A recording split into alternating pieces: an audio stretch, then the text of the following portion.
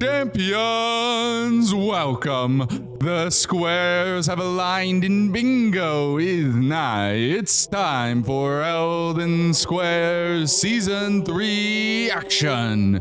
Introducing first, fighting out of the red corner, we have a team that they may be old, but they are made of gold. They may be down, but they are not out. Their primary base game player is a man who has a PhD in bingo. He is the people's coach of Elden Ring Bingo, a player who has been around since the very start and looking to claim his first Elden Squares title. It is none other than the Professor Rambler and his teammate, the champion of the Scatoo Bingo Moonwalk, a master of the DLC. He is devious with how he preps his squares, and he will maniacally laugh in your face as he snipes you. It is none other than Jay the Joker. And their opponents, their primary DLC player is a man who has requested changes and optimizations that have made the format better. He is an absolute monster at killing bosses. He doesn't make mistakes. He is one half of Team Bagarre FR, holding it down for all of France. It is none other than Typin and his teammate. This player has some of the craziest rushes that you will ever see. He kills Magma Worm Theo in 12 minutes. Do not give him poker or it will mean death. It is none other than Iron. Now let's get ready to run that board and square off. All right, Sci-Fi, you ready to run it? I'm ready to run it. Then let's go ahead and hit it here. Here we go. Center square. Kill Loretta of the Halig Tree. I'm going Moog, Lord of Blood. Moog, Lord of Blood will be center square. That is my prediction. And it is Red Bear Boss and Rao base, so that is a DLC rush. And this is a very DLC heavy board. This is what Rambler and Jay have been waiting for. Still time to get your bets because Rambler and Jay have been getting base game heavy boards. They've been praying for times like this, and it is here. Look at all the DLC on the board here. Logar and Magnus the Beast Claw, Romina Saint of the Bud, Red Bear and Rao base, Sword of Light and Darkness, Blade of Mercy and Dagger Talisman, Line, 4 Remembrances, Transformation, Furnace Golem, Deathrite Bird and Charos, 5 DLC bosses, Dancing Lion. That is a total of 1, 2, 3, 4, 5, 6, 7, 8, 9, 10, 11, 12 DLC squares on the board here. Very, very good DLC board for this team. Some of the bigger kills that you can expect here today. We've seen Rambler in the past do that Flying Dragon Grail rush. Actually, the first kill of the season in Elden Squares, or first square marked, was Rambler with Flying Dragon Grail in the opening game here today, or here of the season. Will he rush for it again? We also would have some synergy with that Blackblade Kindred there. And then what do we have later? We have that Fire Giant on the board. We have the Dragon Lord Placidus Axe. Is that what the game comes down to? Very exciting board here. Very excited to see how these players attack it. Sci-Fi, what are some of your thoughts? I just immediately noticed there's 4 Remembrance bosses as squares. You have Rykard, Plassey, Estelle, Fire Giant. Estelle technically doesn't have to be a Remembrance boss. And then you have kill 4 different Remembrance bosses. So this is a kill heavy board. There's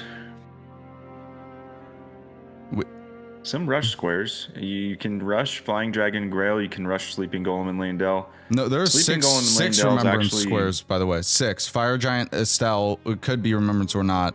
Classy, Romina, Rykard, and then Dancing Lion could be or not, right? So 6 Oh, remembrance there's 7. squares. Dancing Lion and Romina. 7? Wait, 6. 7, yeah, because kill 4. Yeah, Romina, and kill 4, Lion. Yeah. Yeah, that's crazy. So that kill 4 remembrance bosses is gonna be kind of just like a bonus square for whoever gets probably one of the DLC players. But I mean, with Estelle, Fire Giant, Plassey, Rykard, like a base game player could end up pulling that square off, which is kind of shocking. But Yeah, I actually think Rykard could be pretty important here for the base game players, or maybe like a Estelle boss or something. It could be pretty important here to get your base game player into the DLC quickly, especially with the base game DLC combo squares of Blade of Mercy and Dagger Talisman, right? Like, I'm not saying you go as crazy as do the double rush, right? But getting your base game player prepared to go into the DLC to do some damage there could be very important. yeah, I wonder about the DLC. So you have Romina, Sword of Light and Darkness. And so those are kind of connected. You also have Dancing Lion, Queen Lion, and Bellarat. Those are connected. And then you have Deathrite Bird and Charles Grave, which is just completely disconnected from all of that. That's just one square in south. So you have 2 in Ancient Ruins of Rao, 2 in Bellarat. You have 1 in Rao Base, Red Bear, right? Like, it's kind of spread out in the DLC, honestly. Like, there's like, yeah, it's not like it. Yeah, I think you just want to kill bosses quickly, right? Because 4 remembrance bosses and 5 DLC bosses, right? That's a great way to combo it. We'll now see what our players decide to do as we are underway here. Different weapons already, I'm noticing immediately. We see Jay is rocking with the Great Mace here. Rambler going Starfist in the base game. Meanwhile, for Bagarre FR, Pipin is going Starfist in the DLC, while Iron is actually going with the Naga Kiba. Very interesting. Yeah, he's going double status and instantly goes to the teleporter. So he didn't even pick up smithing stones. Like, he just went right for the teleporter. Yeah, we will see what his play is. I would not be surprised if Rambler goes for Flying Dragon Grail. You know, he wasn't super aggressive. He was aggressive early on in the season, not nearly as aggressive in the last game, and that definitely hurt them quite a bit. Would not be surprised to see Rambler potentially going a little more aggressive here today. Granted, he does not seem to be going for Flying Dragon Grail right away. I love Great Mace. Such a cool weapon, dude. Honestly. It is a very cool weapon. Wild Strikes on it cold. Yep.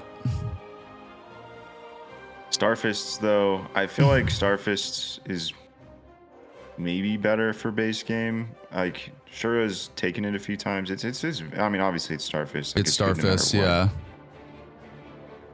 But it'll be really good on the Deathrite Bird. The thing about Starfists, though, is the reason why I say it's better for base game is because if you do Dectus, you get the Axe Talisman and the Spiked Cracked tier, and you just have like a full charge attack build. Yeah, I think you don't have the I would agree with to you. Do that if you're the DLC player. Also on this board, because Deathrite Bird and Karos, right? We've seen how powerful Sacred Blade is, right? That could be a nice little buff there. And I mean, hell, if like it probably isn't the fastest, but if it did somehow work out, you could always do one of the Ghost Flame Dragons as a DLC boss. True. Yeah. Very rare. Honestly, that we would see that. You can't put Sacred Blade on Starfists. Yeah, you cannot. No. But strike damage is good enough. And Rambler's taking a very unique route to get his smithing stones here, actually. I haven't seen this yet. Grabbing the set. He's by Bowl 3 pickup. Well, he's not doing Makar, so yeah, he's by Boil Prawn. He's gonna take the teleporter. Yeah, I like this. I believe he's gonna go for Flying Dragon Grail, but he's gonna upgrade first. That makes sense. That makes a lot of sense. Yeah, so he's going to get +9. He's also going to go get Hoarfrost Stomp. I think he'll probably get the Bellum Church Grace because he's going to want to get Hoarfrost Stomp and just get closer to Dectus anyway. And probably his thinking for this square is he's not going to rush it +0. He's at least going to go get set up, and then if the opponents mark it, he only loses the time that it took for him to go get the Grace by Bernal, which is not a huge time loss. So he's kind of splitting progress on this and making sure that he doesn't fall behind with weapon upgrade level. Mm-hmm. Very smart way of routing this beginning game. Yeah, as you would expect from Dr. Rambler, PhD. With the Bloodstained Dagger. He can't wield Nagakiba, I don't think. Dude, that's crazy. Yeah. If he does Makar with a Bloodstained Dagger, I mean, granted, these guys do the Rando Deathless auto equip, right? They're very good with random ass weapons. He might be just at home with the dagger, actually. Yeah. Actually, a weapon of some Elden Squares fame back in the season 2 qualifiers. Wander killed Radahn Dagger's Fist only with a +0 Bloodstained Dagger and the Bloodblade Ash of War, basically using it as a Reduvia Light. And unfortunately, it was not enough for him to win that game, but it was pretty much the only play he could have made to keep it alive, his chances of qualifying in the alive. And let's see how it performs here today, as I think it makes its return here for Iron. Oh, Rambler going Scorpion Charms. I mean, if he wants to bet on them sitting on Flying Dragon Grail, right? You could build a pretty nasty little threat with Scorpion Charms and Grail, right? Yeah. And this is interesting because it was like I thought I was thinking Grail. Like, the reason why I was thinking Grail, by the way, is it's a big money boost to start your game. And but Lord is also a night boss and go to Feroth immediately after, so you're getting half of Altus access that way. You might be just doing this in a line though. Kill Loretta, get the Magic Scorpion Charm, kill Anastasia, then go Grail. So he might even be doing a more aggressive opening play. Yeah, 100%. And he does, of course, get that night boss in there. Anything else back there? I don't believe so, right? No, nothing else back there. Except though, where? Behind Loretta. I was gonna say he could get Freezing Mist, but Freezing Mist doesn't go on Starfist. I hope he knows that. Doesn't? No. We will go full screen with Jay here as he opens up first fight of the game on Red Wolf, actually quite a bit ahead of Typin here. Typin actually, he had to kill the little mages before doing the skip. Yeah.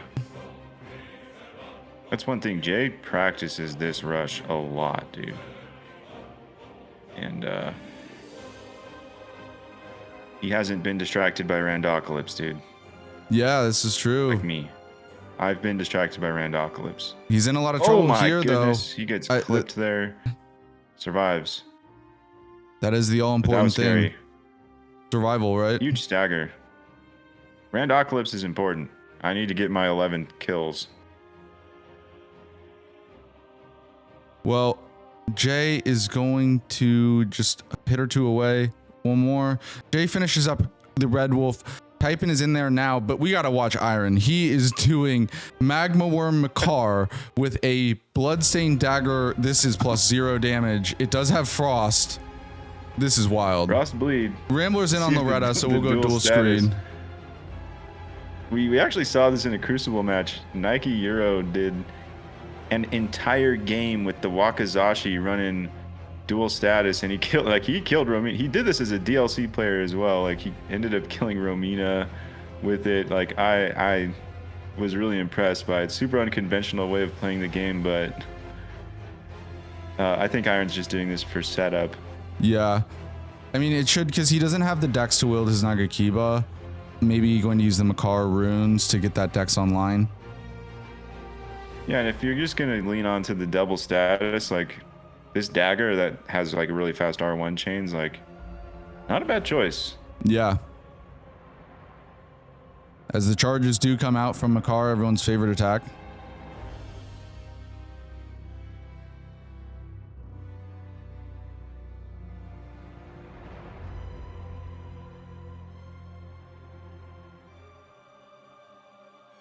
Rambler does finish out Loretta. We'll go full screen with Iron here. And Typen's actually going for, this is something I've seen occasionally. He's actually going for, oh, his Kukris are not working. He's pissed off Moongram. He's going for Renala first and actually not even using dual status.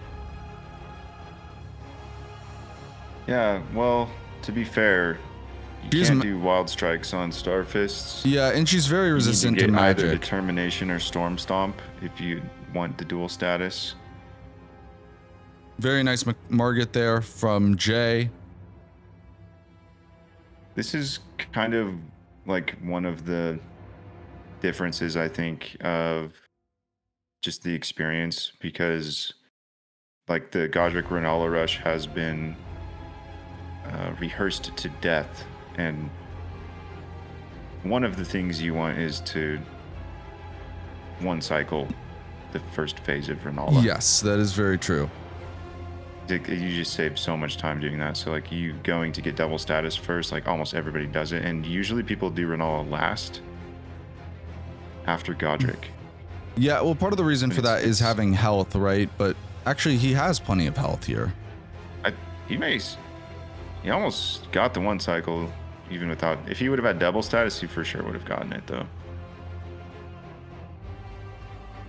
Yeah, we see Jay doing like just the standard meta route, which is rarely practiced by a lot of the players, and I think it's optimized. Like people were timing like DLC entrance, and this is the fastest route that they came up with. Like, but I have also seen Strump do Renala first on I've seen occasions. We've seen Renala first a few times this weekend. I think it honestly shouldn't matter time wise. It should be even. To me, the biggest thing is just, do you have health, right? Because Renala's a bastard. So like for Jay, right, due to the different classes or whatever, he has much less health. Well, Great Mace is just so expensive to upgrade. It's also expensive to upgrade. Is super cheap, dude. Yeah. Gets trolled. Ooh, he does get trolled there. Literally. And keep in mind, his flasks are +0 here, so. Oh, man. I think you're ahead. Ooh, yeah, he does get caught. Sorry. Yeah, I'm watching the. I'll watch your stream, I guess. Well, also Typen buffered for me, so I got to refresh at some point because he's behind.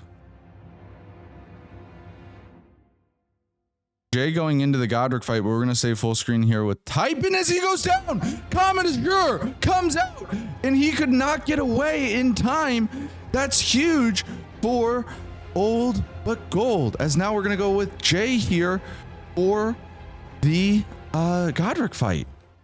That's a massive time loss.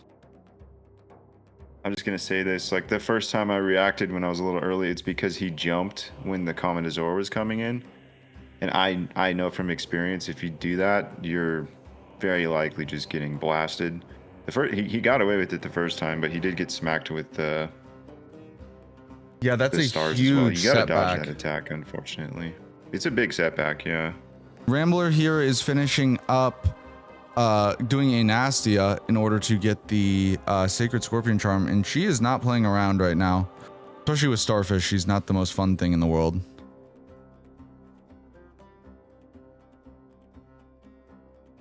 Yeah, she has wild strikes, dude. Yeah. I fought her yesterday in my match against Alien Helios, and she opened with freaking wild strikes, dude. But Rambler does get it down. They get the 2 Scorpion Charms on the board here. Obviously, Iron does have Altus access first. Jay gets grabbed. He will survive. That's a slowdown, but he will survive. Yeah. Rambler taking a huge positionally strong square with Sacred Scorpion Charms. And Jay does get that down. Final Frost to kill Godric, and now he'll be heading back into Renala. He's got 1 Remembrance boss down. It looks like Iron is now upgrading Nagakiba. Hold up though, he has his cursor hovered over Estelle. I think it's just there. Okay. Sometimes player hover their cursors over to indicate what they're going for. I was like, is he going Estelle? No yeah, way, I thought right? he was about to miss mark. He's gonna click. He's gonna click. Yeah. Typin is back in on Renala here. We'll check in on him when he gets to phase 2. We already know the result of phase 1. It will not be a 1 cycle. Rambler. What will Rambler's next move be? Oh, and Will vous it avez be- Paris. Not a big time loss, but Iron there does this, trying to do the skip to go to Sleeping Golem and Lanedell, and he does go Right. down. Yeah, that's a very heads up, like it's a responsive move. Yeah, you know, I mean, obviously, I think honestly, you miss that jump and die. If I'm racing my opponent for the square, I'm losing it. yeah. Well, I do want to So I'm not say even bothering after I die right there. I'll just pivot to something else. it should be a Fortunately, he's not racing, so he's still gonna end up getting it. But I was just thinking that to myself right now. Yeah, I also want to say it should be of note that, you know, Iron Typin, right? Early on in the game, right? No reason to panic or anything, but they had one boss or one death between the two of them in the entirety of their game yesterday.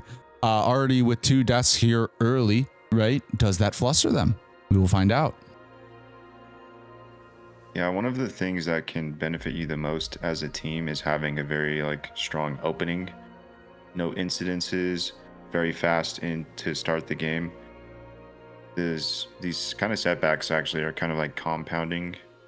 Yep, and he does get Renala down there. That dual frost, that dual status was definitely the move to helped him out a lot. But Rambler here is going to be in a really strong position. He's actually continuing to forego Altus, but he's going to go for Flying Dragon Grail, and he also has the BBK potentially set up, right?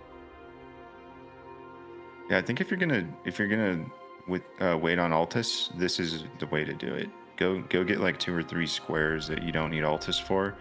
Take advantage of the position that you've put yourself into. I like that he's not doing Sleeping Golem, because Sleeping Golem is just 1 square. That's actually just like a super greedy move anyways, because it's a bingo line. Instead, go for Grail BBK. You're gonna be, because you're expecting your opponent to go block with Sleeping Golem, so now you're gonna go get BBK and Grail. You're gonna be blocking the column 5 by getting BBK, and you're gonna be setting up the column 1 by getting Grail, right? Yeah, and you get, most importantly, you get no runes from Sleeping Golem, right? You get nothing, dude. Yeah. And you can die here. Actually, you can die here. Jay is first to the DLC. Not the fastest entry time, just over 16 minutes, but considering the death by Typin still has to go through Margit and Godric. We're going to go full screen with Rambler here as he goes ahead. Oh, he goes down there to Flying Dragon Grail. Got screwed over by the fire. Just slow to react on the fire. I think the best way to handle that is to just run away. Yeah, and there goes Sleeping Golem and Lanedell there. Yeah, so Jay may be, a minute and a half late from the standard optimized time, but he is miles ahead of Typin's entry into the DLC. Yes, he is. We'll go full screen here yet again with Rambler. I wonder if he's going to upgrade first, or if he's going to full send this Red Bear and Rao base square. I feel also, like this may be another reason why with only Rambler Frost, decided not to do Sleeping Golem. Jay may have said, hey, I'm kind of going to be a little bit slower than I would have expected, so this diagonal is fake anyways. Yeah, one thing is, I feel like with single status, you need to go upgrade first. Especially without bleed, right? Because that Frost, you would want to keep resetting the Frost to get percent base damage over in chunks. And to my knowledge, he has no way of resetting.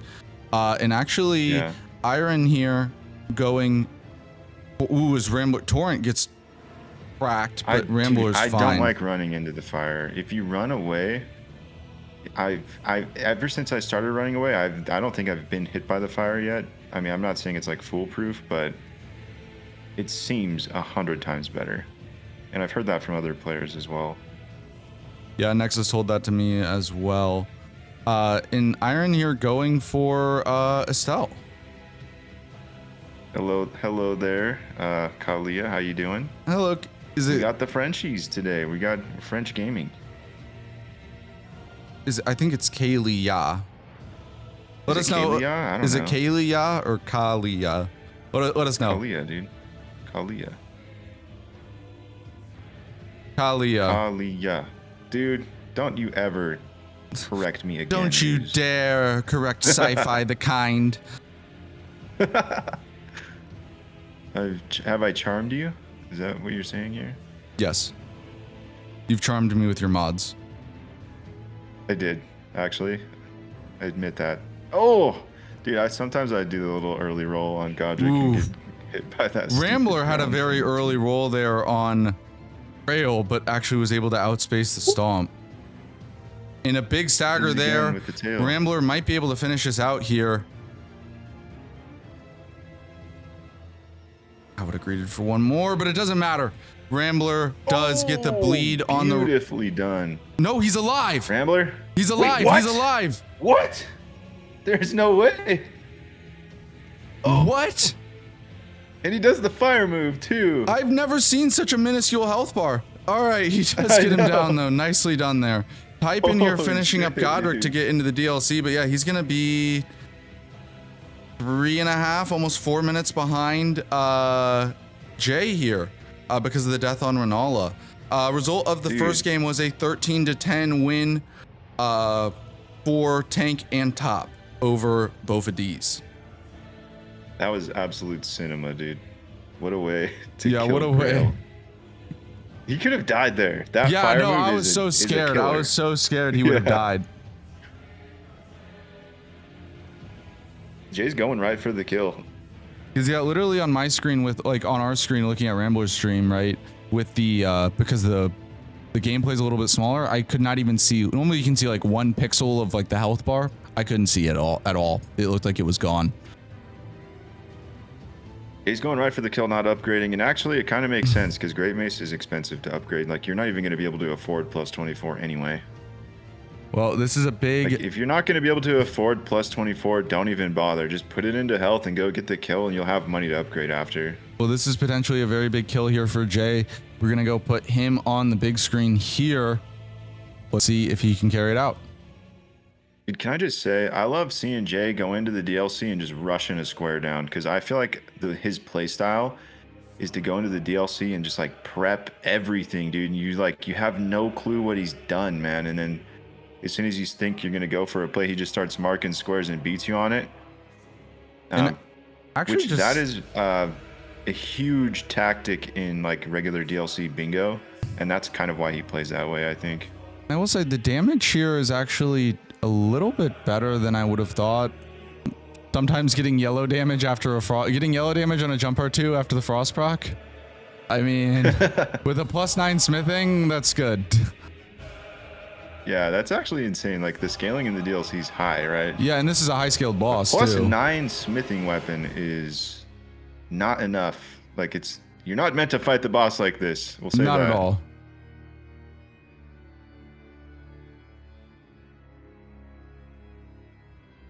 Also, great Huge poise stagger. damage on this weapon. He's able to really build up the stance pressure and the staggers. Yeah. Iron there is going for Noble, and he gets Kyled. Has to run away from Kyle, the snake with the whip. Yeah, I think it's smart for Team Bagarre to go for the Forge first. Plagues blocks the column 1, and knowing that type-in was a little bit late to the DLC means that they're going to have to probably try to block this in the base game. And it does help get Iron DLC access for later, because there's quite a bit of DLC on this board.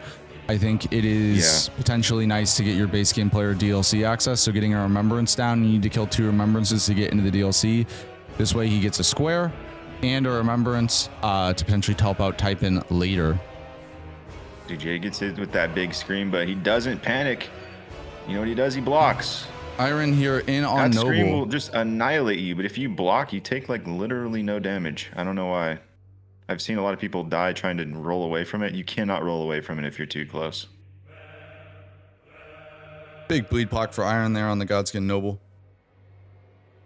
You know, type-in being late to the DLC, made the right choice here to go upgrade first. Yeah. And his weapon is cheap enough that he can afford to do this. Yeah, like, yes, you lose center square, but also he will have the first mover. Like, he will actually have the advantage on the next square that he decides to go for, because he has a fully upgraded weapon, right? And map is fairly equal. Jay, I would imagine, goes in upgrades here. Yeah. We'll go full screen with Iron as he tries to finish out Noble. Yeah, very nicely. Was that hitless? I think hitless minus the scream. Minus the scream, yeah. He's gonna go upgrade now. I think he was thinking about going to do Queenline without upgrading, but he probably had Rambler talk some sense into him a little bit. Like, look, our opponent hasn't marked anything in the DLC yet. He could be rushing Queenline and Ballarat. He's had enough time to go upgrade. Like, you need to go get ready for the rest of the game. Especially because Queenline and Ballarat, like, is underratedly dangerous, right? Shoot with a +9 weapon. Yeah. So the thing is, Jay has wild strikes, and you can annihilate him. But if your weapon's upgraded, that's going to be the way you're going to annihilate him. And Jay has no way of knowing this, but Typhon's running Star Fists. Then NPC fights are just, if you have wild strikes versus Star Fists, I'm sorry, wild strikes is just going to win. Oh yeah, wild strikes will win every day of the week. Like, not even close. Yeah. Dude, Jay, by the way, Jay invented the smithing route in this forge. Really? Like, he's the one who made the video, showed us how to do it. So nobody's going to do it faster than he does. So you're saying we have Professor Rambler and his PA, Jay? Yeah. All right, well, enough talking about routing. We got some action on the screen here as Iron is walking into this Estelle fight. Also, again, we'll give him another remembrance, right?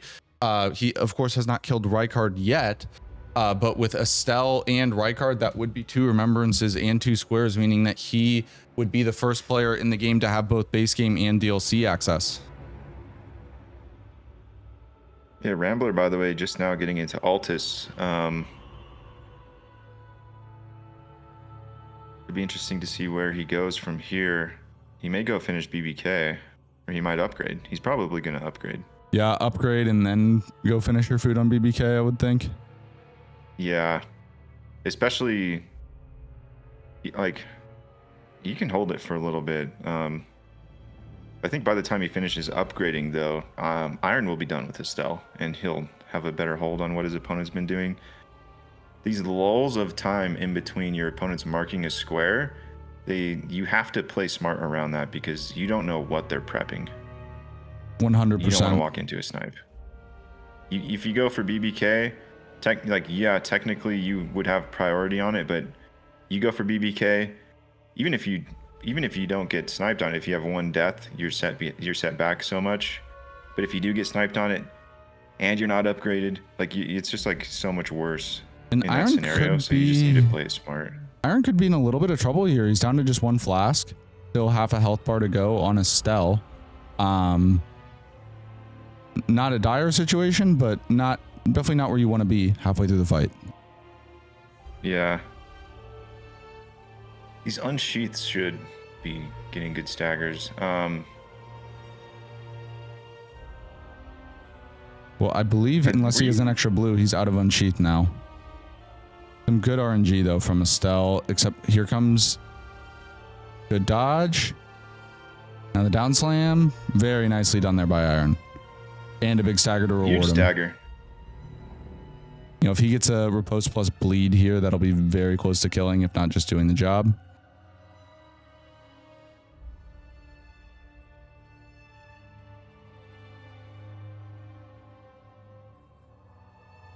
Nice RNG. Very nicely done. Very nicely done. That little tail spike was just like Estelle throwing. And there he goes gets, Estelle. His second square on the board, Estelle. His first remembrance. And now he goes straight to Rykard. Yeah, now going straight for Rykard, but they've blocked both of the benefits of the center square, which is the diagonal lines. Yeah. Now he's going to block column 1, and this will give him DLC access. I do like this opening play here from Iron a lot. I think he's playing it quite well. And And here goes Typin now going for the hippo.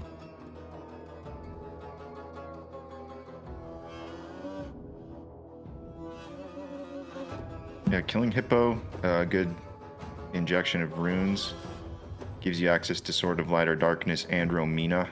Yeah, and it looks like as soon as you kill hippo, you unlock the Viaduct Minor Tower Grace.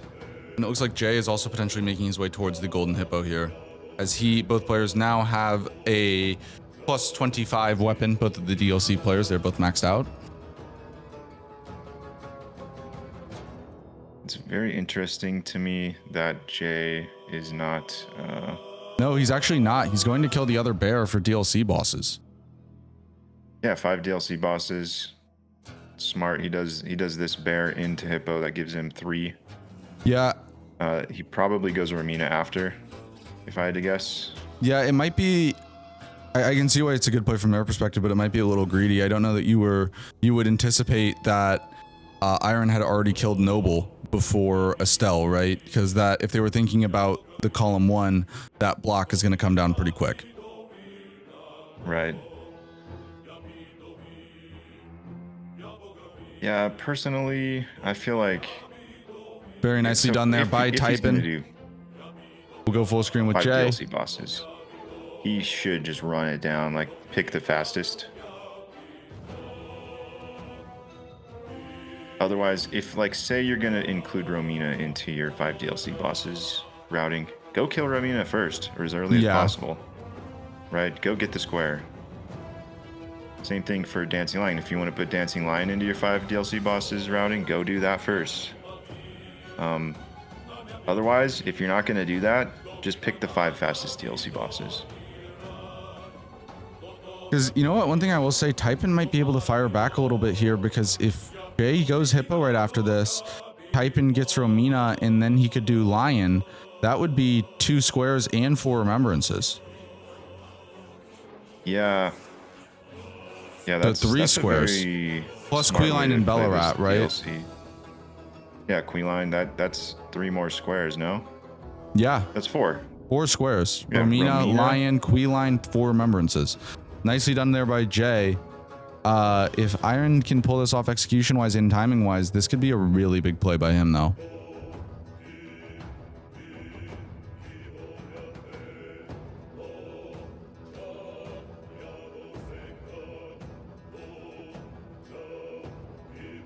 Meanwhile, Typin is just sitting and prepping. I'm surprised he's not going harder into Rykard, right? This feels very scary to leave on the board. That being said, if you have the confidence in Iron, or if you have your confidence in your teammate Typin that he is ahead on Romina, maybe not quite as concerned about that block on the column 1 for Iron. Yeah. It's hard to say, like... Because Iron's actually going for Black Knife Assassins.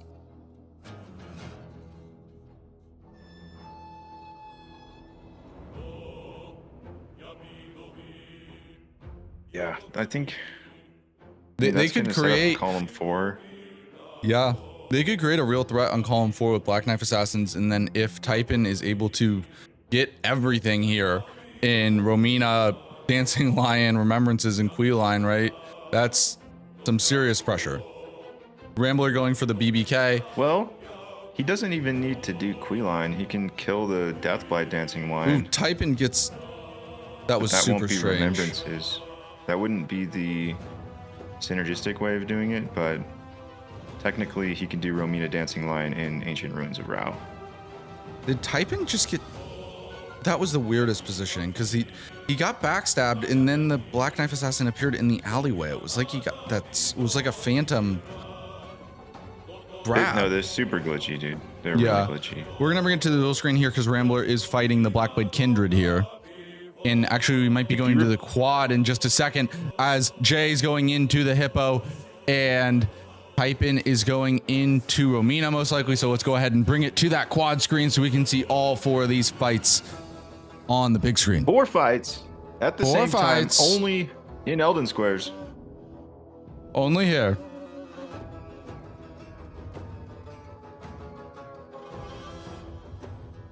Yeah, these black knives are glitched. If you repost them, backstab them, or whatever, they have like a 2-frame window where they actually disappear again, and then once they're invisible, they do a scripted grab move. It's so annoying. Yeah. And here You is gotta like Romina. step away from them after reposting. So he didn't even bother with the repost. That would have killed her, but I think he doesn't want to get grabbed again. And He kills one. Yeah, just kills one and leaves. I mean, his damage was not very good because I'm not sure what his upgrade level is, but he does not have dual status, does not have frost, and the Black Knives are immune to bleed. And typing goes down there. Typing goes down to Romina. Buys Jay a little bit of time. The question is, where does Jay go here? Does he try to go Romina or does he go to Ballarat? If he goes to Ballarat, this would be huge. We'll go full screen with Rambler here. As he finishes up the BBK, there's the mark and there's the kill. Typing going back Huge in. Kill. Meanwhile, Iron is going for Rykard, but we want to see. Let's see Romina. DLC bosses are cooler. Romina wins. Oh, Rambler now going for Fire Giant, I think. Yeah. I mean, he has all the juice in the world, right? Yeah, he's claimed like, I don't know, 170,000 just from killing Grail and BBK. Goes and kills Fire Giant. If you're Rambler, if you're if you're one of the base game players on this board, you have to claim one of the Remembrance bosses. Like, you just have to. And Iron's getting 2 of them, so this is going to work out very nicely for Rambler. When he sees Rykard pop up, he's going to know he's getting Fire Giant. Yeah, that death for Iron was very unfortunate on Romina because the Lion race could have been closer. It could have been an actual race, right? If Jay decides to agree for Queeline first or something. Oh, no. Oh, and he's in trouble here with the butterflies. He gets out of it, though, just barely. Down to 3 flasks left. Because the other thing, too, is also it puts him in a better position for remembrances, right? Because I assume he tries to greed Lion, right? But Jay might go Lion straight into Romina, and not Romina, Rolana, and we could have a bit of a Rolana race for those 4 remembrances. Right. Plus, that actually would be a 5th DLC boss for Jay. Dude, if Typin does this and immediately goes for the Deathblight Dancing Lion, there's still a chance that he can get it. I don't think he will.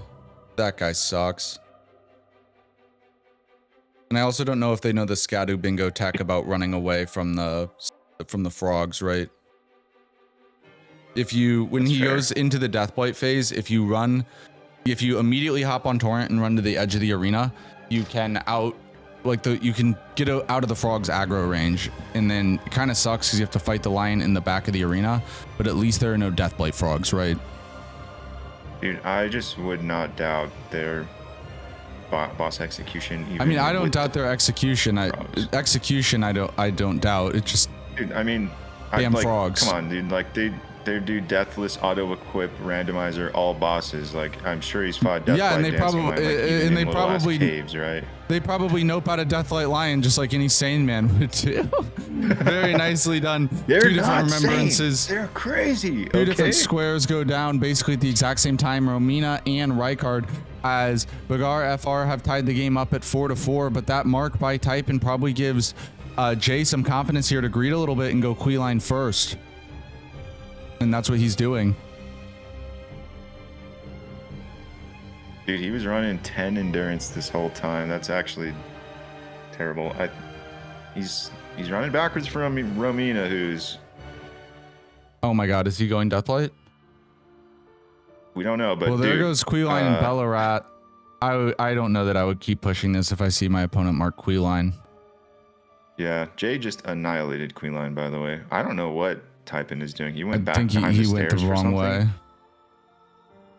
Oh, he's probably just looking.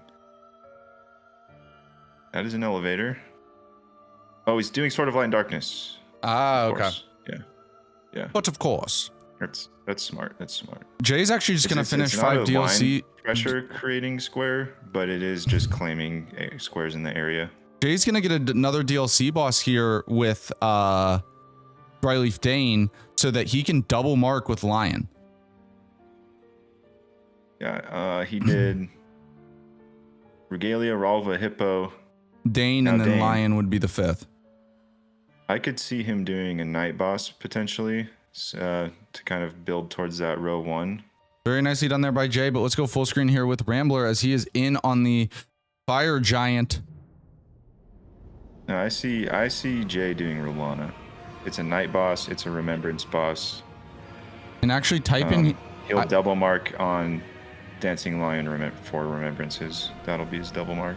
Oh, but he's going ADM, so never mind. I lied. He's doing the Devious J play of set up everything. Yeah.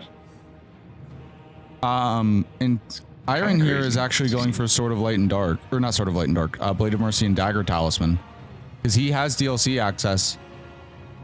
Oh, Jay misses the skip.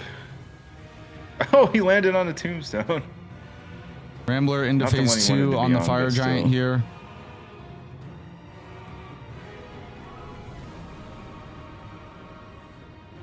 Yeah, I'm curious about this play. I think actually Jay is worried about DLC bosses and the row 5, so he's gonna do Deathrite Bird as his 5th boss. No, Oh, ADM will be his 5th, but, yeah. But if he doesn't get this square, then he can still do Deathrite Bird. And Typin is pushing Bellarad to try to take Lion. Rambler running in. It's kind of, yeah, I mean... Dangerous plays, but it worked out. Trying to get a status proc here by just teeing off on the foot. Good. This is good. He's either getting Lion or 4 remembrances. Yeah. Or both. Or both, yeah. I think... I mean, depending on how long think ADM Jay, is... If you're going for the row 5 block, dude, go take Dancing Lion, man. Yeah, I agree. Because Typin is probably going to... Unless Jay has the fastest ADM kill we've seen, Typin's going to get... Should be ahead on Lion. He is gonna script ADM. Yeah, but I don't... Like, it's still... Even then, I don't know if it's fast enough, right? Because he only has the middle grace before Queeline. He doesn't have the grace at Dancing Lion. Yeah. It's fair. And Starfist is really good on Dancing Lion as well. Yeah. Dual status, strike damage. Iron is going back for the Black Knife Assassins. And he's coming back. Still not... Right, doesn't have Frost still. So... Jay's in on ADM. Typin choosing to... No, bails out of that grace. This could be very close. Oh my god, Rambler. Don't... What? Boss is on 1 HP again. What is with Rambler today? Okay, Jay ADM goes down. dude. There goes the DLC bosses, and there goes Fire Giant. And he's going back to Dancing Lion. Oh, we have... They're gonna be even. They're gonna be even. They're gonna now. be even. We have... This is a race for the Dancing Oh Lion. my god. If Jay gets this, obviously whoever gets this gets the Dancing Lion square. But Typin will also double mark with 4 different remembrances. So he could... Either way, Typin is getting a square here, right? The question is just, does he get 2? And I feel like that's would be massive here for Bagarre FR, right? You know, down 7-4 in this game, totally not... Like, even if it does split and it becomes 8-5, right? That's totally fine.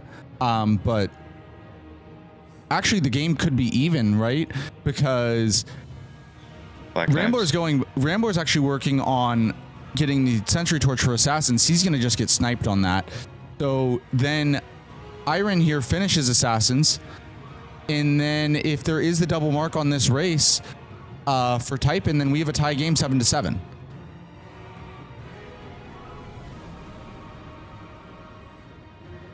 How did... Yeah. Man, like, this play from Typin is insanely risky. Yeah. And I don't like to see it, honestly. I mean... If it works out for him, obviously, it's very good. Like, it's insanely strong. It's a double mark. But maybe he was under some... Maybe he chose to go aggressive, right? And I think it makes sense given the circumstances because he put himself in his shoes. You know, he died to Renala. He died to Romina. Maybe feels like he's a little bit behind and has to go aggressive here. And we're going to see how it plays out. We have a dancing lion race. Jay versus Typin. Typin can double mark and even up the game. Jay can get these squares to split here and maintain a 2-square lead for old but gold. And they are head to head, entering the fight at almost exactly the same time. Yeah. Stream delay is pretty much identical. Who do you got here, chat? Typin or Jay? Oh, huge stagger from Jay. Yeah. Jay's definitely having a much cleaner fight Typin. early, and Typin goes down. Typin goes down. We get phase 2 here from Jay. Dude, Jay has fought Dancing Lion probably more times than anybody else in the league. Yeah, but experience matters, but in time and now, you can't draw on those past kills. He has to finish this right here, right now, in order to get the square. He's not going to get a second try at this, you're right. Yeah, he will not get a second try.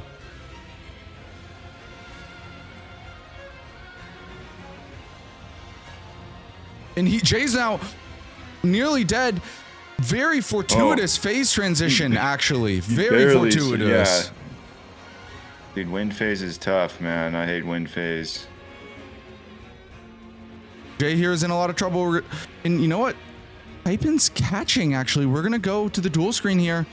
The dual status, Typin having a much, much cleaner fight this time. In the dual status, he's catching. If Jay continues to have a slower fight here, it's possible. There is a world where we don't even need a death. Jay down to 1 HP again, but again gets the fortuitous phase transition.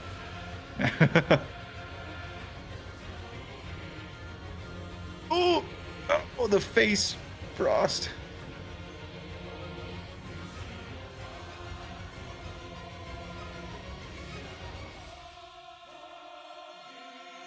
Oh my god. Jay does get it ever so slightly. Oh, the boss, so Typin had literally killed the boss. As Jay marked the square, he just didn't get enemy felled yet. Typin made up, the Starfist made up so much time, especially because it stalled.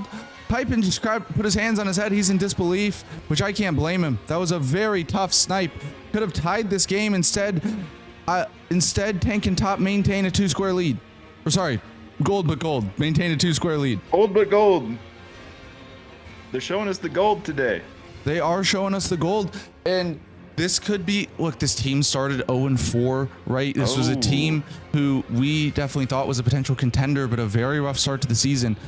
Could get a massive win here up against Bagarre FR, right? And with the change made to the playoff structure, now 6 teams out of 10 will make the playoffs versus 4. There is a world where you could be witnessing the start to one of the most incredible comebacks in the history of bingo. From a season perspective. You just know, Jay and Rambler right now, they got adrenaline coursing through their veins, dude. They're having a great game right now, bro. They're cooking. Rambler right now working on night bosses. They're setting up more of the row 1. While meanwhile, Iron taking Altus Hero's Grave, getting the column 2 block. Yeah, and a very quick square. Yeah, very fast square. Picking off one of the easier ones. I'd be interested to see Jay. Is probably going to get sniped again here because I think Typin's working towards transformation potentially. But Jay already had transformation and I guess sort of light and dark. But yeah, transformation sort of light and dark. He will get sort of light and dark, but they're probably going to split again here. Typin is going towards Classy. You do not have to kill Fire Giant to get to Fair Missoula. You just need to grab the foot of the Forge Grace. So Rambler does technically have priority on that, but it's not as big as it would seem if you're used to vanilla. Yeah, he may be doing this like if Rambler gets Plassy, then he can do Logar Magnus. So just trying to prevent your opponent from getting another Remembrance Square. He also may just be thinking, I like killing shit, and Plassy is shit I can kill. So that's where I'm going right now. Yep, Typin takes Sword of Light and Darkness. And Jay's got to be thinking to himself right now, I'm getting Transformation. And he's just going to have to complete the square because the only sane way to do Sword of Light and Darkness on this board is going down to Castle Watering Hole, which means that he would get the painting. Mm-hmm. Yeah, on some boards, like if there's Death Knight, you might do Sword of Light and Darkness by comboing Romina with the Death Knight Catacomb. You have night bosses, but Death Knight is not ever a choice of a night boss if it's not a square on the board. Yeah. And after Jay here gets Transformation, he should still have maintain a lead on Deathrite Bird and Karo's Hidden Grave, especially because ADM is very slow, much slower to kill without Wild Strikes, right? One of the main disadvantages of using Starfist in the DLC is that if you have to go south and kill ADM or one of the other NPCs, you really want Wild Strikes. Yeah, and Jay's going to want to do Deathrite Bird next because seeing Sword of Light and Darkness, you know your opponent is coming to south. Is coming south next.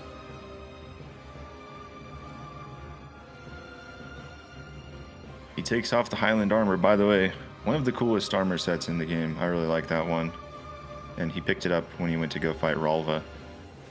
And there you have it. Yeah. He turns into actually, ADM. There was a little run, a little 3-square run there, obviously after the Jay gets Dancing Lion. So Iron and Typin did tie this game up. But Rambler and Jay, even though it was tied there briefly, Rambler and Jay were in position to get the next mark.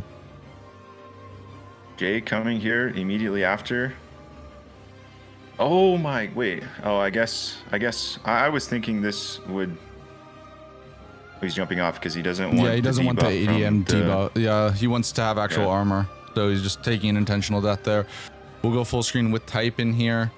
If his ADM is super quick, there is a world, especially because Jay does not have Sacred Blade, right? But ADM Great Mace is strike damage too, bro. It is, yes. Look, we got a sci-fi, bro. Well, he goes down. Sorry. That's on, bro. We gotta build up. We gotta build up the hype, gotta bro. Build you up can't the just say. I know. Yeah, there's no hype if you just go, oh, it's over. Roll. It's over. It's over. No hype. Match is over before your game starts. Match is over. This team wins. Sci-fi says it. Let's just instead of bingo, why don't we just flip a coin? And then if it's heads or tails, you win. Congratulations. All right, Jay here going for the Deathrite Bird. And Typin does back out. After seeing Transformation, he's going for Furnace Golem. This is smart. Very smart. Yeah, just knowing ADM sucks that much. Oh, and Jay does go down to the Deathrite Bird though. We'll go full screen with Typin here. Iron is working on the Dragonkin bosses, and Rambler's actually going for a little bit of synergy here. Given that Iron marked Deathrite Bird and Karo's Hidden Grave, Rambler knows he has a bit more time, so he's gonna go ahead and kill Radahn, right? That first off, that gives him at this point DLC access to potentially do Logar and Magnus the Beast Claw, or Blade of Mercy and Dagger, but realistically Logar and Magnus, since Iron marked Blade of Mercy and Dagger. But additionally, he can go underground to get Larval Tears. And Typin just went down there again, or as well. So we will go back with Jay this time. You can get Larval Tears. Also, you can do Crucible Misbegotten duo. Yeah. Boss. I don't know if you said that. I did not. I thought it, but I didn't say it. Jay very lucky to not die there. Whoa, he's got it. He's got the aggro of one of those birds. I just saw a fireball come from the side. Yeah, you can see the bird stalking. Oh, huge stagger. Wild Strikes. Huge Wild Strikes opportunity, but he does a charged attack. Yeah. He's actually got 2 birds aggroed. And here comes out the big transition. Fine south. Dude, I don't like using Torrent to avoid this move, but it works out for him. I think one of the birds that were trailing died to the explosion. The Deathrite Bird fortunately can do damage, so he only has to deal with 1 Grave Bird, not 2. Actually doing a really nice job. He's somehow tethering the Deathrite Bird back so that he can kill the Gravebird, but the Gravebird's all right. The Gravebird Nicely goes done. down. Yeah, once you smack them out of the air, they're just dead. Yeah. Did Typing go down again there? I was watching Jay fight that Gravebird. I think he did. Yeah, he did. Well, let's go to the quad screen really quickly because we're gonna have a dragon, and Jay goes down. Jay goes down a second time to the Deathrite Bird. He'd played so clean up until this point, and then back-to-back mistakes.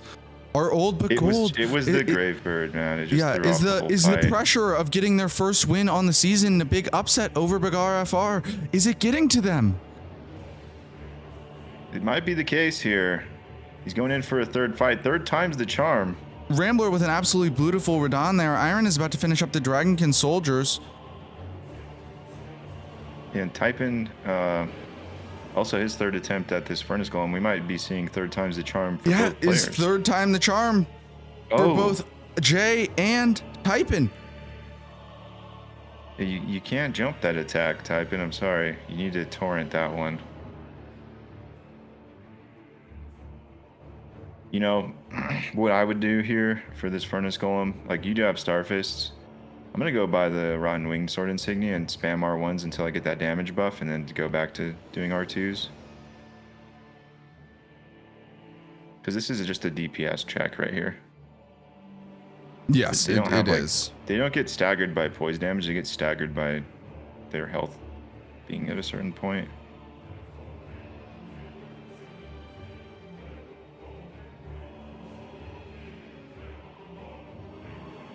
Both these players definitely looking to get back on the right track and get these kills. Iron here going back into the Lake of Rot. Oh, yes, for the Dragonkin. Yeah, he did.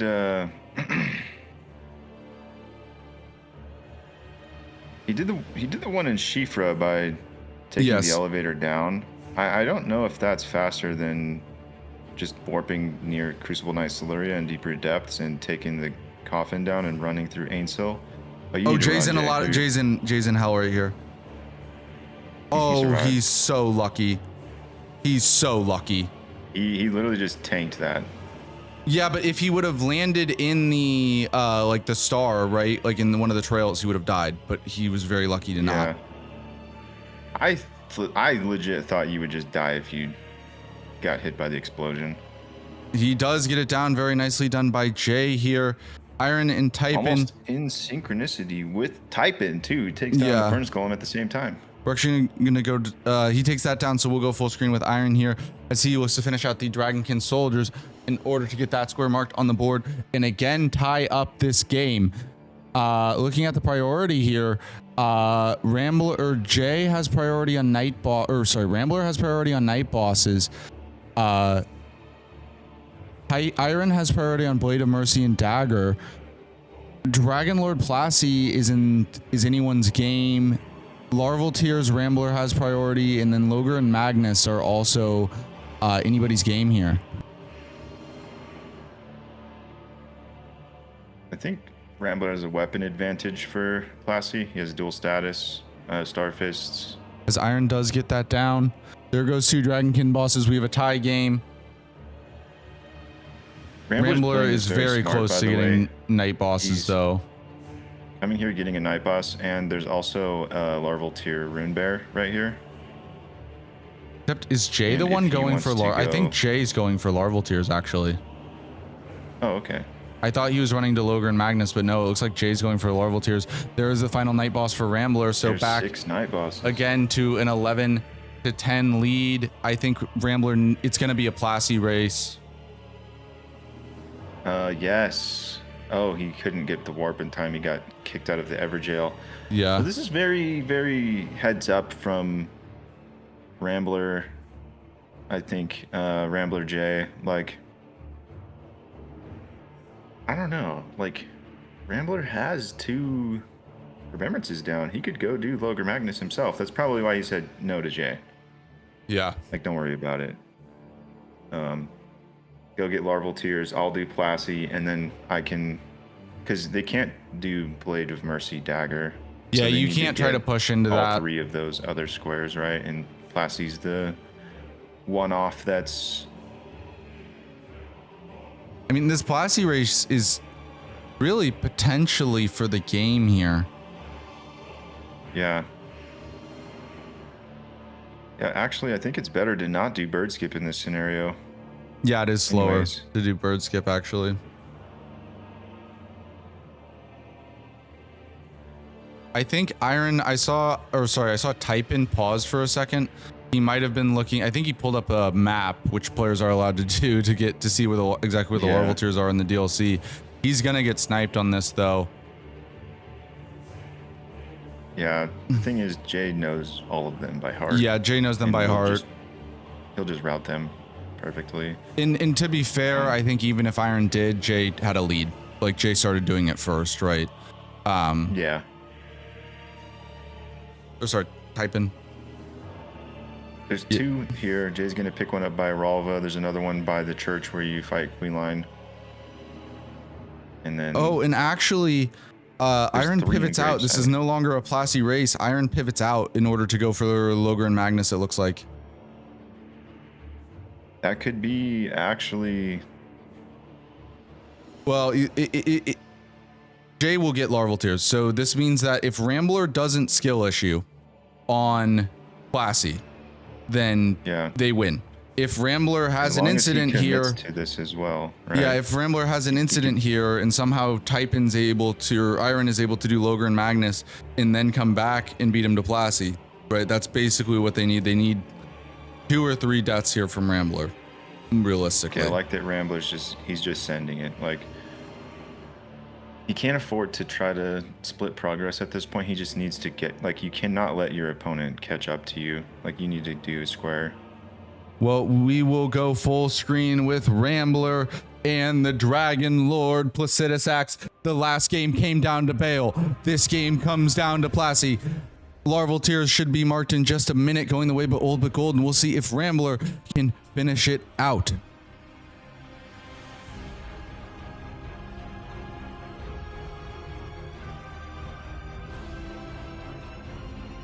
Starfish, a very good weapon for Plasty.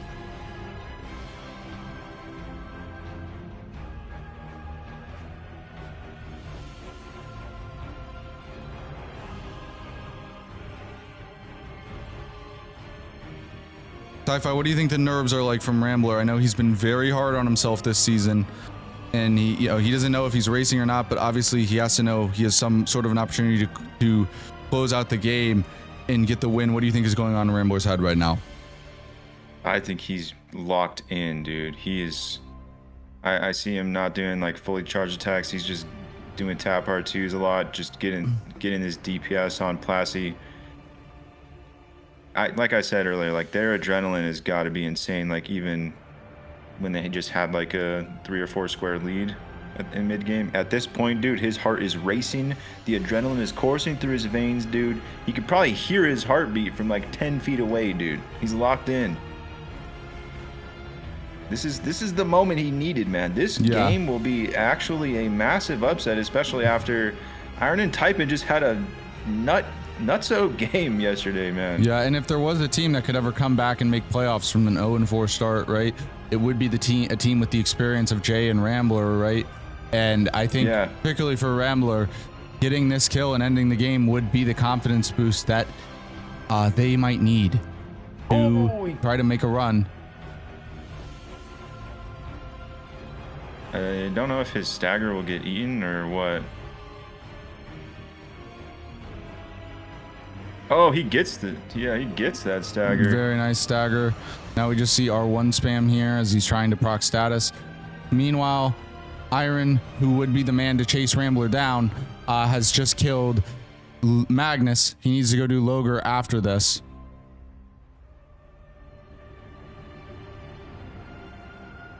I'm not sure what the larval tier count is for Jay. That has to be like 6. Yeah.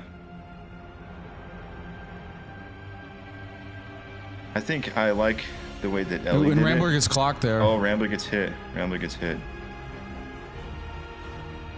Fortunately, it's not that giant laser move yet. Yeah. He's in a good spot. You want to be by the wall for when the giant laser move comes out. Yes, he's going to do it right after this. Because, yeah, you see how Rambler can just run right behind him. If he's anywhere else in the arena, you cannot do that. But because he runs into a wall, you can get behind him and turn arguably Plasty's most dangerous attack into a massive damage opportunity. Beautifully done there by Rambler. Dude, Rambler showing that he's got it, dude. He has what it takes here. And he does get the kill. Great job by Rambler. Great job by Rambler as he takes it down. And now Jay, I believe, just has to pick up one more larval tier. And, it was kind of poetic, right? Iron and Typin, they had, their losing start to the season, 0-2, right? They get the big upset win over Sci-Fi and Shura, who were 4-0. And then after that, they become the hunted with another impressive performance. They're the ones with the target on their backs, but going up against another young or old, but hungry and gold 0-4 team. Rambler and Jay pull off the upset here today. Congratulations to them, and what a game it was.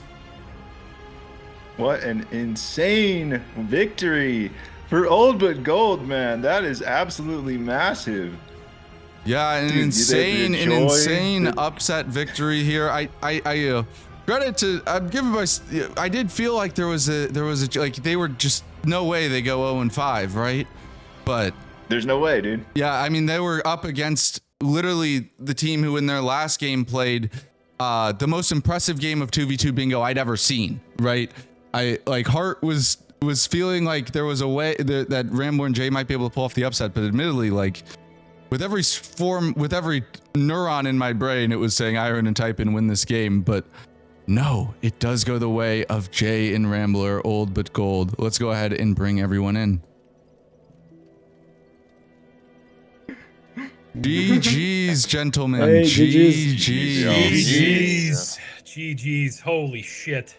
One hell of a game there, boys. Obviously, we need to talk with Rambler and Jay. 0-4 start.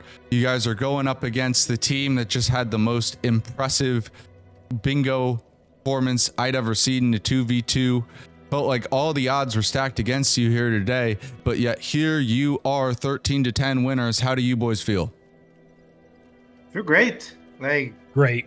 One at a time. I was very afraid of going 0-9 and that was wearing on me. And today I didn't have many expectations. I was okay. They played so great yesterday that I knew it was going to be tough, and yes, I decided to try to play safe. We went for more secure plays, try to make sure that we were just getting position on the board, and it worked. I'm very, very, very happy. Very happy. Yeah, well, congratulations to both of you. Jay, I think you played the DLC very well here today, and that dancing lion was a huge snipe, right? 4 remembrances was lion. Yes. Yeah, 2 seconds away. Dude, wow. You marked. My first I remembrance thought it was lion. Lana. No, my God. Jay, you marked the square as you got enemy felled as Typin hit the finishing blow. Wow. Jesus. Yeah. Okay. I didn't expect that. I thought it was just coincidence. Wow. Okay. Yeah, I thought it was Rolana for night bosses. You went and you after Queenline you killed ADM, and that gave him the time to run into Bellarat. Basically after you killed ADM, you warped to the Grace that you had in Bellarat, and Typin was right there. You were head to head going into the Dancing Lion fight. You entered at the same time. Yeah, he was you were technically a few seconds ahead running through, but then you sat at the Grace to level, which you guys went through the fog wall at the same time, and Typin had Starfist actually. Okay. Yeah, so it was we kind of thought Iron was going to take Starfist. Yeah, I think that was a mistake. Okay. I went for Nagakiba, but I think that I should have gone for Starfist because my early game was just so slow. Yeah, If I type in. didn't went for Starfist, I think I wouldn't have died on Renala at first. I died and lost Oh, so you much died time at early game. Renala. Oh, I okay. lost like 4 Okay. minutes early on. It was Okay. Yeah. Yeah, and that lion It's rough fight to was start the game so. that way. I mean, type in. I do obviously. The death the first time was unfortunate, but I want to give you some credit because, the second lion fight, like you guys both entered the fight for the first time at the same time, and then you had a really rough start and died pretty quickly, right? But then Jay had a big lead. Jay had a really clean start to the fight too, and Jay was at about 50% when you entered the fight the second time. The fact that you were able even to make it close was that second fight was absolutely textbook. So I do want to give you credit for that.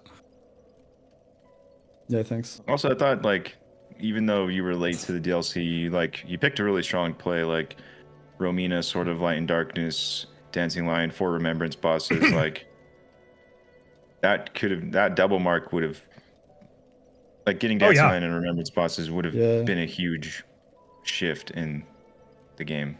Yeah, I think outside of easily gone either way. Outside of that lion snipe, I think you pretty much got everything you could have realistically gotten out of it, considering the start. I think you played it very well. Also, do you want to give some flowers to Iron? The +0 bloodstained dagger on the car was sick. Awesome. If I didn't die on Furnace Golem, I would have gotten Larval Tears, and that would have been. So yeah, I died so much. It's how many larval tears did you have? Yeah, that was my question. Where were we on larval tears? 6. I was on my way to the. Oh my god! The one in the base game. That's okay. Yeah, I did all 7 DLC. Yeah, you both started working on it, like because he did Deathrite Bird into Dancing Lion, so he did Deathrite Bird straight into that. So you basically both started at the same time. Jay started a little bit beforehand, and also Jay has done so much DLC bingo, he knows where all those larval tears are by heart. I think I saw you have the to Grace, pull up a map. before Red Beer also, no? Yeah, I did the one by Scorch. I did the one by Scorch Ruins, and then the one by the Ailing Village after grabbing 3 Path, and then I did Morth Ruins up to Ralva, that's 3, Queeline, that's 4. Then I did ADM for 5, and then I went Rao Base for 6, and then I finished with Prospect Town. Yeah. Also, Piril, thank you so much for the raid. Thank you. We greatly appreciate it. You guys are an unbelievably different team than you were before, but I just want to say thanks to Sai. For those who are watching, if you didn't know, if you have a Wild Strikes weapon and you let go of the Wild Strikes above ADM half health, he will not heal, so you can regain stamina and then get your stamina back and then one cycle him. And if Sai hadn't have shared that with us, that would have been a heal. I don't think that was anywhere near pivotal in the game, but maybe it was, because as soon as I killed ADM, I immediately went to Lion. So if ADM heals, I lose, right? Yeah. Thanks, Sai. Really quickly, if you had 2 seconds, 3 seconds difference, then that double mark goes the other way. Really quickly, I do want to jump. Absolutely. Oh, it is a double mark and not a 1-1.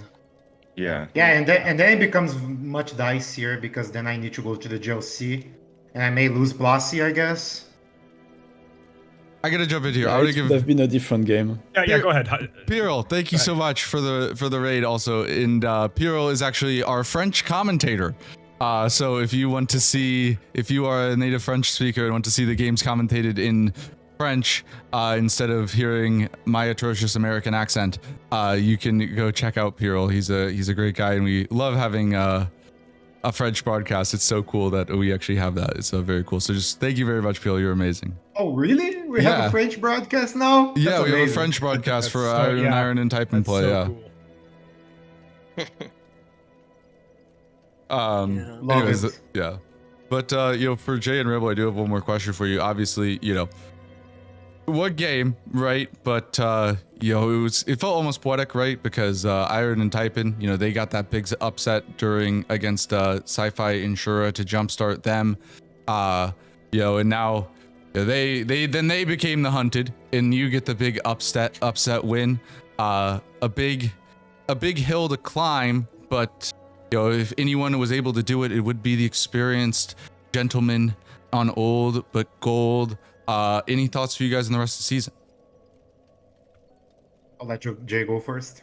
One at a time. I still stand by that you can lose a lot of games in this format and still be at the top, but I think we are, instead of woe is me and being all down in the dumps and all this other crap, we gotta focus and learn what we need to fix, and as you said, who's bet on ourselves, and today we bet on ourselves, and it paid off, because these two are very scary. Iron and Type, and you guys aren't done yet. Like, you know what I mean? Like, you're not even close to your peak yet. So it was an honor to play against you guys. GG's. GG's. Same. GG's. Yeah, I agree with Jay. Like, this is a format that, like, if you're on top of your game, you probably win every game, like really top. But if everybody's on top, like, it's gonna be like those split second snipes, right? So I am very happy we got this win, but like, I know very well we could have gone out the other way, because at least like in a couple of games it went the other way against us, right? So I feel like it just proves how balanced, how like incredibly tough the Golden Order is this So hard this season. Like, there's no gimme, there's no team you can like really go into the game knowing out I'm guaranteed a win.